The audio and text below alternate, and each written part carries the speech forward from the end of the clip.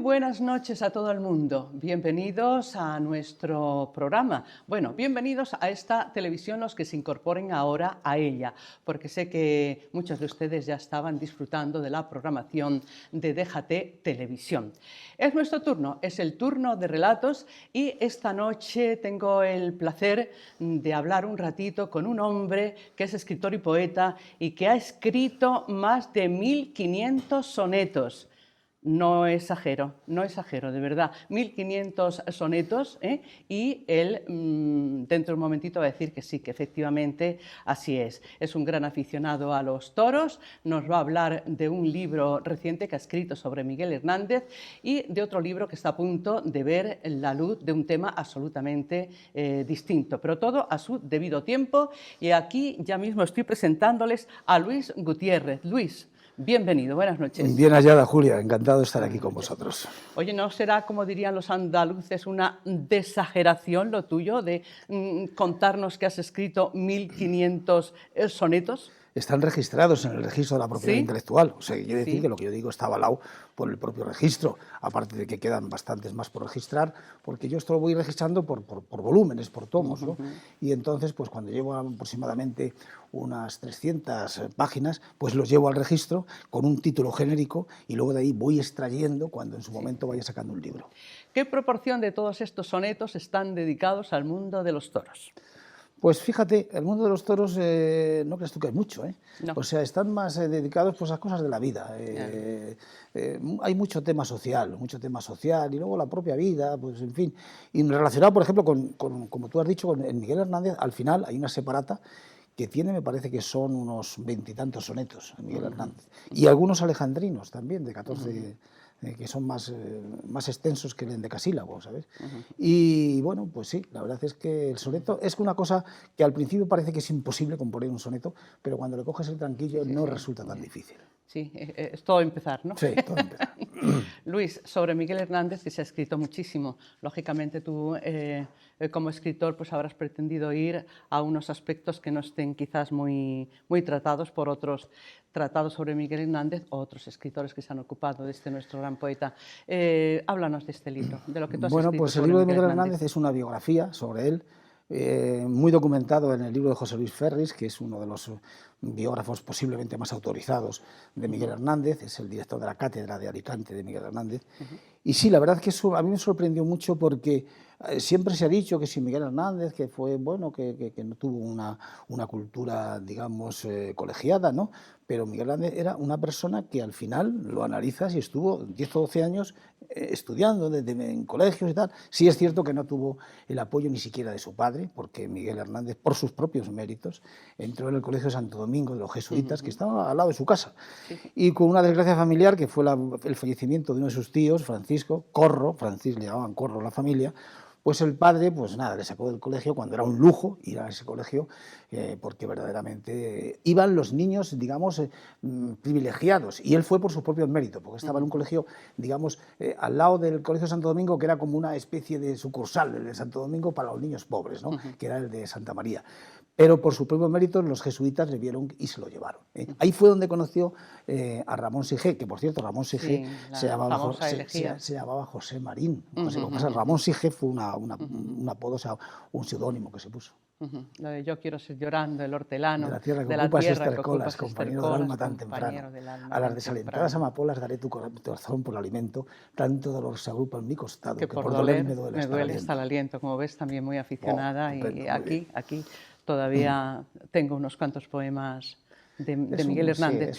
Hablando de la producción literaria de este gran poeta, hay un Miguel Hernández antes de las vicisitudes horribles que tuvo que soportar en la guerra hasta morir de tuberculosis. Hay una etapa primera que podemos decir que es diferente de la otra etapa, más dramática, más trágica. ¿Sabes lo que pasa? Que Miguel Hernández fue una vida muy fugaz. Sí, 30 y pico de años. Miguel Hernández tenía 31 años cuando murió.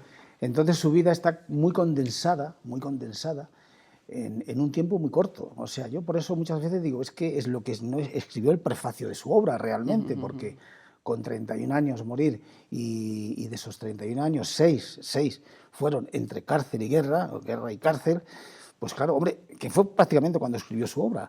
No quiere decir que no se pueda escribir, pero las circunstancias no son las más adecuadas, ¿no? Y entonces, pues antes de... Yo creo que hay dos etapas diferenciadas, por lo que te referías. Es antes de salir de Orihuela, que él tenía toda la ilusión de que cuando llegase el servicio militar saliese, pero luego tuvo para él la fatalidad de que salió excedente de cupo. Y lo recurrió, porque él quería ir a la mili porque quería salir de Orihuela, pero claro, no se lo concedieron. Y entonces, pues que a partir de ahí sí es la siguiente etapa. La primera etapa es en el pueblo, donde, bueno, pues con Luis Almarcha, que era el vicario general de la catedral, que le ayudó muchísimo, bueno, le ayudó muchísimo en el sentido de que le daba libros de los clásicos, ahí donde empiezan las raíces. Por eso Miguel Hernández es un neoclásico, o sea, escribe mucho en verso de arte mayor, cultiva mucho el endecasílabo, por ejemplo, en El rayo que no cesa, casi todos son sonetos, a excepción de lo último que lo metió con calzador, porque ya estaba hecho el libro de la elegía a Ramón Sige, porque cuando murió Ramón Sige, que fue en diciembre, Navidad, además, los días de Navidad del 35, pues entonces él compuso automáticamente la elegía y ya estaba el libro de El rayo que no cesa, se estaba ya para salir. Entonces lo metió al final y está fechado el 10 de enero del 36.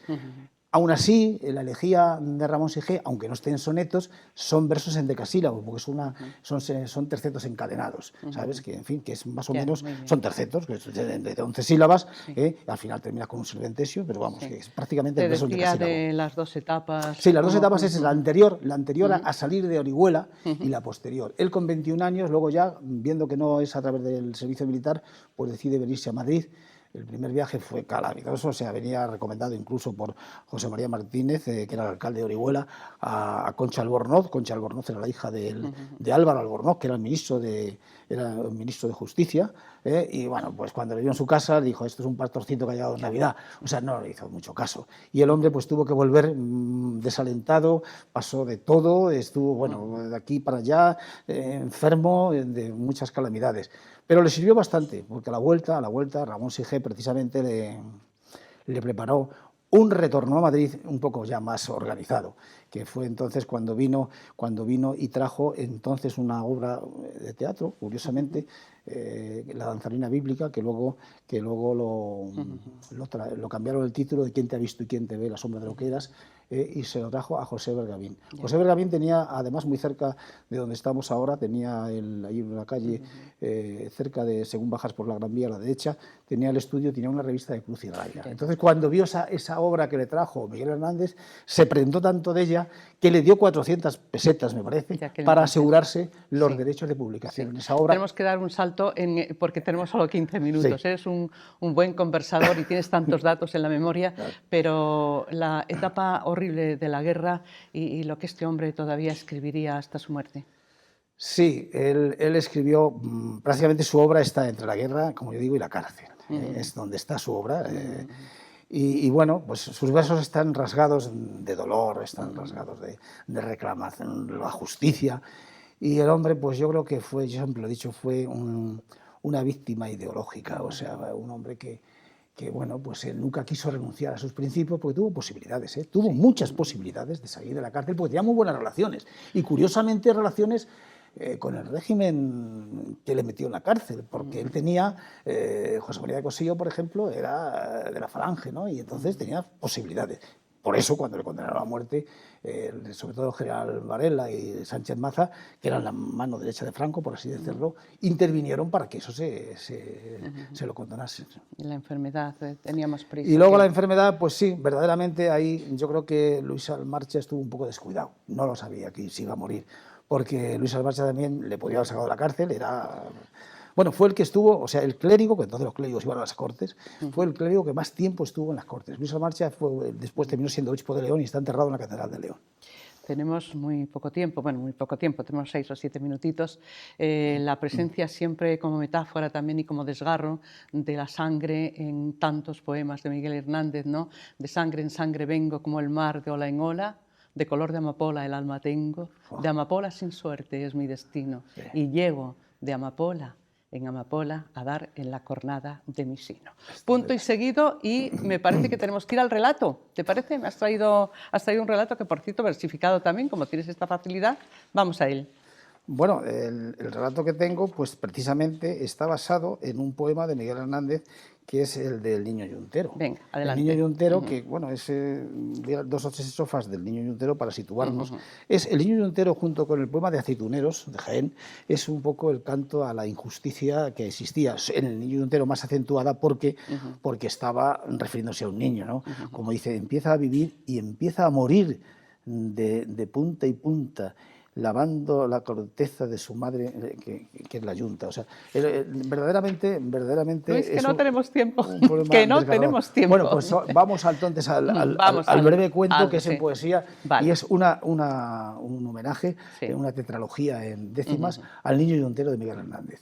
Dice: si mi origen fue labrar la tierra para vivir, no puedo sino sentir orgullo por trabajar con el arado y sembrar semilla de mi inquietud, que a mí me aporta virtud, que cuales versos esparzo, en mis estrofas engarzo sentimiento en plenitud. Dicen que soy desertor del arado y de la siega, mi corazón no deniega su origen trabajador, mas quien censura, peor, porque no sabe quién era donde el vocablo naciera, es parte del opresor, taciturno y agresor, educado a su manera. Para quien quiera aprender de quien solo supo arar, os dejaré mi cantar, mejor saber que tener, porque yo puedo aprender, mas asiduo a la mancera, que otros de otra manera, que mientras con su fortuna nunca supieron dar una, yo descubrí primaveras. Soy desertor del arado, por tanto, niño yuntero, antes de andar fui primero, de la mancera agarrado, en mi infancia consagrado. Oí del terrateniente la ofensa hacia el inocente, sufrí del insulto humillado, mas por Hernández cantado, yuntero siempre y valiente.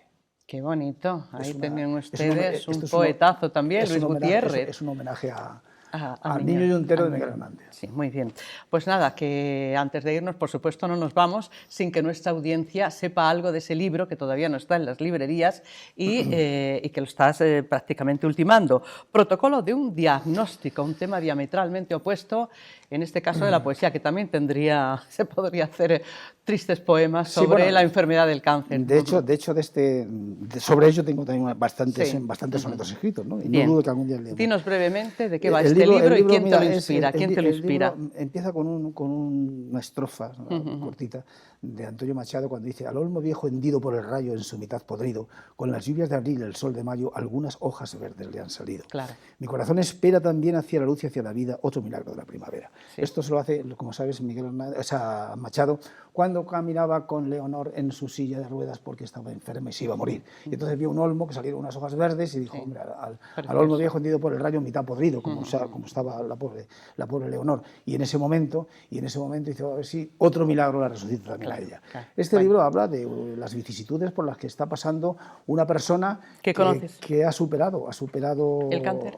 Bueno, lo está superando, ¿sabes? Y hay una frase muy importante al principio que dice: este libro se ha escrito entre la lágrima de la desolación y la esperanza, entre el dolor del alma y el gozo de la existencia, entre la amargura de la muerte y el sueño de la vida.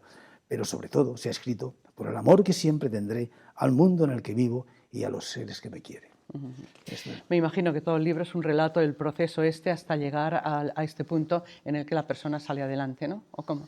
Sí, lo tiene bastante controlado y parece ser que está muy ilusionado. He de decir que ha puesto en su afán dicen que estas enfermedades influyen mucho el carácter, ¿no? Y cómo te lo tomes, y ha puesto mucho énfasis en la fe. Él ha creído mucho en la fe y en las cosas que bueno, pues dice la virtud de Dios y la bondad de Dios y la virtud de la ciencia. Es la frase como hilo conductor del tema este. Muy bien. Pues nada, que nos hemos quedado sin tiempo.